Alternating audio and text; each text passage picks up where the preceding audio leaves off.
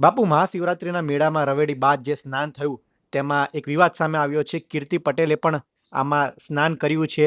તે બાબતે આપનું શું માનવું છે? જો કે આ લોકો બદનામ થયેલા છે અને આખો જગત જાણે છે, અને આવા બદનામ લોકો ત્યાં પહોંચી જાવો, પેલો હમ. તો ત્યાં પ્રશ્ન ઉભો થાય છે કે આ લોકો ત્યાં કેવી રીતે પહોંચી ગયા છે અને કોના સપોર્ટ થી પહોંચ્યા છે. પહેલો હમ. પ્રશ્ન અહીંયા ઉભો થાય છે, કેમ કે વગર સપોર્ટે તો ત્યાં જઈ ન શકે, અને એને કોનો સપોર્ટ હતો અને પહોંચ્યા છે. ને ત્યાં પણ પ્રશાસન ઉભો છે, હમ. પ્રશાસનને સામે આવા બદનામ ના, અને સનાતન નો આવો મોટો ઉત્સવ હોય ને એને અંદર જે સમિલિત થઈ અને ત્યાં સ્નાન કરતા હોય, હમ. આનાથી મોટી બદનામી શું હોઈ શકે?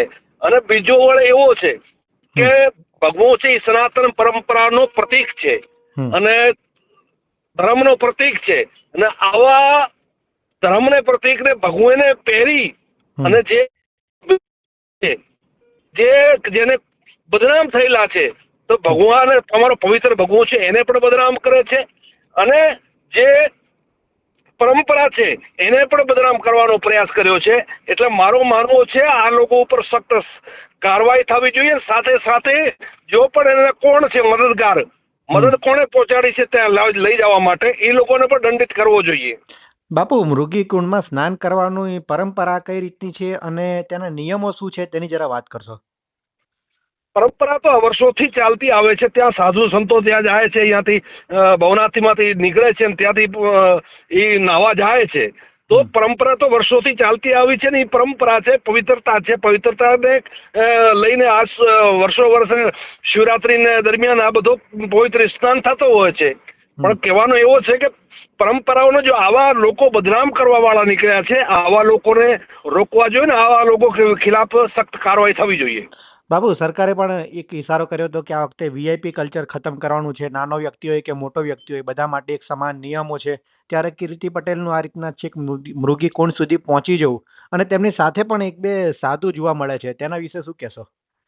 ચોક્કસ હું કહું, મેં આપણે જેમ પહેલે કીધું ને કે કોઈ બી આટલી બંદોબસ્ત ને વચ્ચે, આટલી સુરક્ષા વચ્ચે એને ત્યાં પહોંચી જવું, એટલે કોઈ મદદગાર તો એનો પાકો જ ત્યારે જ પહોંચ્યા હોય ને, મદદ વગર ના પહોંચી શકે.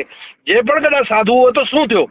એટલે આવા લોકોને કોઈ સાધુ ત્યાં પહોંચાડે છે અને પવિત્રતાનો ખંડિત કરાવે છે, હમ. આવા બદનામ લોકોને પહોંચાડે છે, તો એને ખિલાફ પણ કાર્યવાહી થવી જોઈએ. કોણ છે મદદગાર?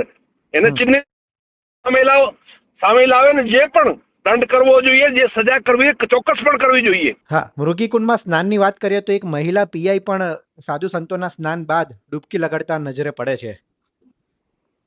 એટલે મુર્ખી કુંડમાં પીઆઈ ના શું, એ તો મને આખે વિષયની ખબર નથી એને કે શું છે કે શું નહીં, પણ કદાચ કોઈ બી ચીજ એવો અગર મર્યાદાનો ભંગ કર્યો છે તો ચોક્કસપણે એને દંડિત થવો જ જોઈએ. અગર મર્યાદાનો ભંગ કર્યો છે, પીઆઈ હોય કે કદાચ સિવિલ વ્યક્તિ હોય, અગર મર્યાદાનો ભંગ કરે છે એને બધાને ખિલાફ કાર્યવાહી થવી જોઈએ. બિલકુલ બાપુ, આપ અમારી સાથે જોડાયા તે બદલ આપનો ખૂબ ખૂબ આભાર.